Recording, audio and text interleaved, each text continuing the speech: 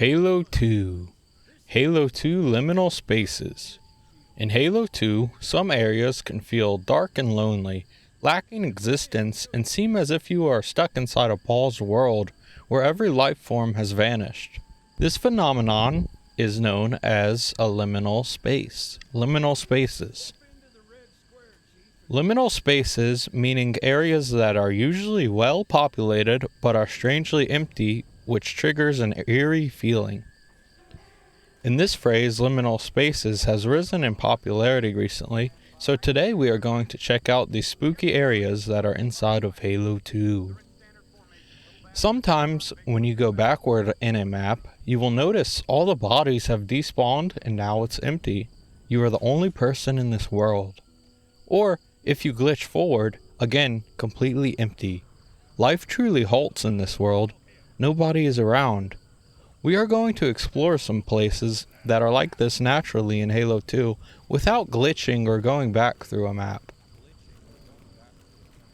The first mission in Halo 2 is Cairo Station. This level is eerie by itself because it takes place in space. There is no day and night because it is constantly sunlight. However, the moon and black sky also are present. But to be fair, this level has a hearty amount of ambience and life, with the PNGs of ships flying in space and fighting each other, and the overhead speakers of the station. This level itself doesn't have much liminality because the environment is well populated with enemies coming out in waves all around. The key word here is that the level is mostly indoors. This word is very important regarding Halo 2 liminal spaces because Halo 2 works best in indoor environments, because there is a fairly low amount of AI that can be spawned at once before the game bugs out. Also, in indoor environments, you can utilize a system of waves of enemies, whereas after you take out the 5 or 6 enemy AI that spawn, another wave will spawn behind them around the corner, giving the illusion that they were waiting there the entire time. This system works well in indoors because there is always a corner for another wave to spawn. However, when we move outdoors, this feeling of liminal spaces is more prominent in Halo 2, because the wave system cannot be utilized to the full extent in the same way, as there is a big outdoor section and nowhere for a next wave to hide. This is why in open outdoor Halo 2 environments, you will only see like 5 or 6 enemies at once, which make it very eerie.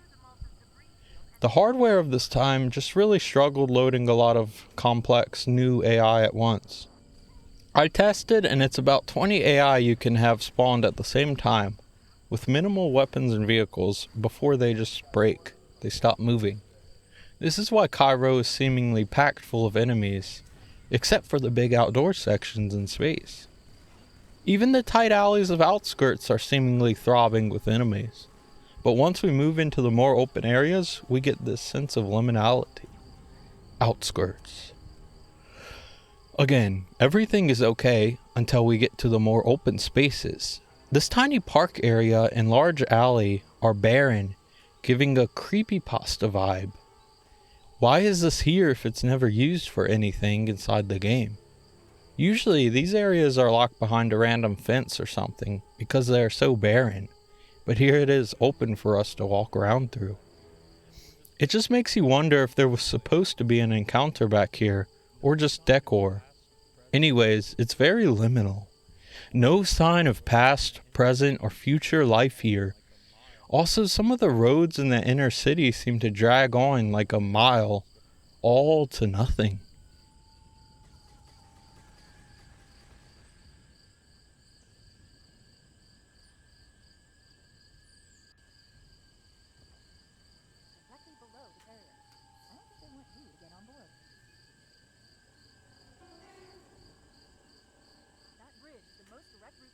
But a barren dumpster out here a developer may have misplaced 20 years ago. As we move through large sections of the quiet, desolate beach... Oh wait, what's this? Just another nook hiding nothing.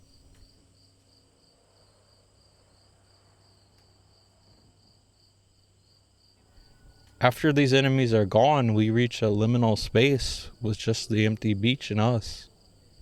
Then we arrive at the tunnel highway system.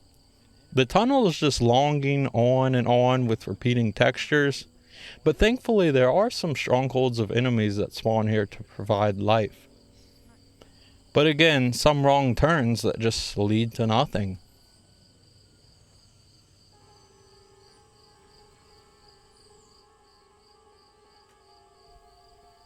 And enemy shadows spawn, but if you take them out too quickly, you just go on and on for miles with nothing.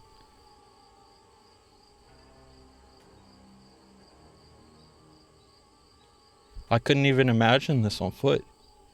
It would be too spooky. Next is Metropolis. This level always creeped me out the most in its amount of loneliness, liminality, liminal space. Metropolis. On the map Metropolis, they do a good job dressing the bridge because there are almost constant phantoms and banshees flying by, making things buzz around you with life. The tunnel is similar, as it's littered with allies and enemies. However, as you exit the tunnel, there's another strange liminal area because there's nothing back here but two dark back rooms.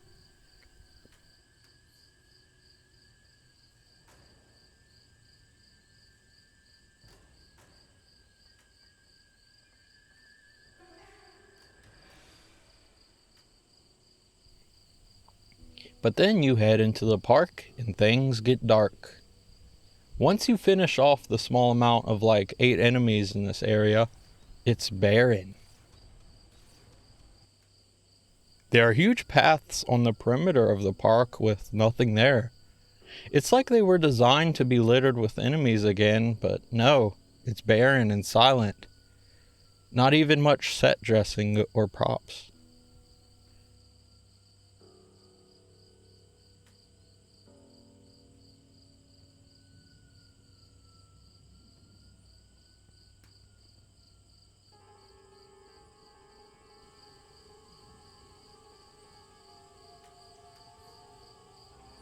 Then you move into the lower park in a very similar situation. You clear the wraiths, ghosts, and enemies, then silence. There are these 2 big platforms, seemingly for no reason. It looks like bases for a statue or something. You can go inside one of them, but it's caved in.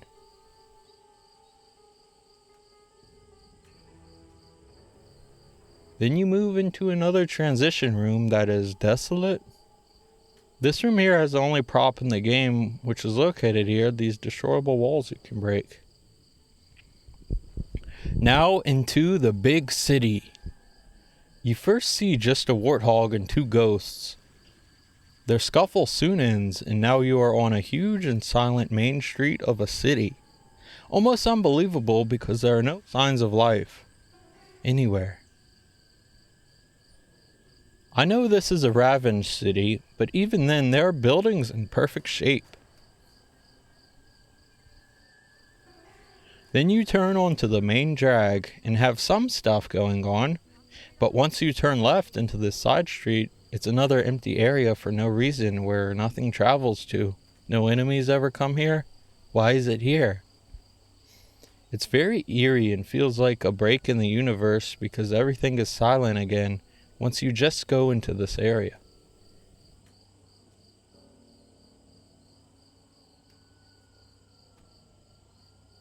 But back out onto the main drag and you finish out the scarab section, ending the mission.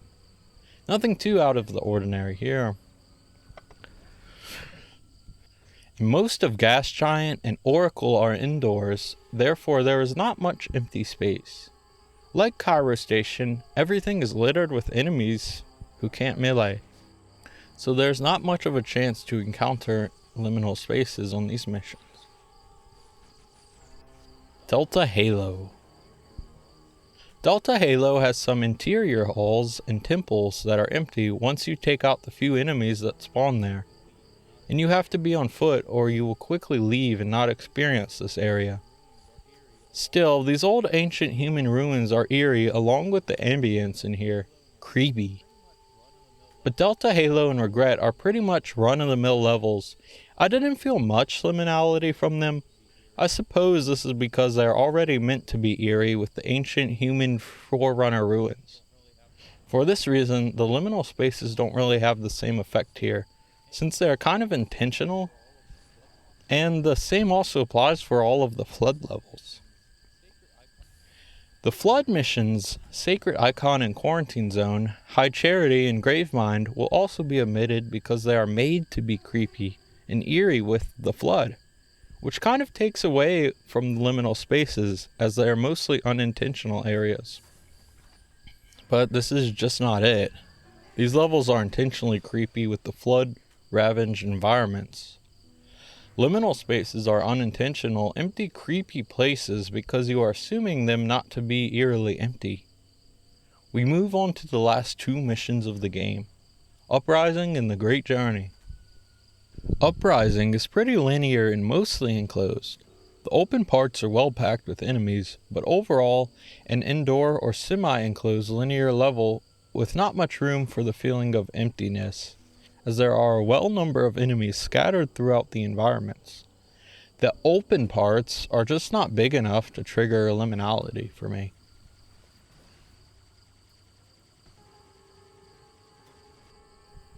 The Great Journey, however, has a bit of liminal space for me, and it's also an outdoor mission. The huge canyons just have that loneliness feeling, especially with the scarab frozen in time. Just a few ghosts and wraiths. But once they are gone, there's nothing. Only you and the beach, next to the scarab that's frozen in time. And then coming back out of the indoor section, when you are supposed to escort the scarab, you travel back through the same entrance area. But don't lose your banshee or you will be stranded on the beach with nothing. Besides maybe a lone specter that will show up. The main beach is so empty, almost like there was a bigger scene planned here besides the two wraiths. This is a huge area where an awesome battle could have taken place, and seems like it was almost designed for that, judging by the scale of this.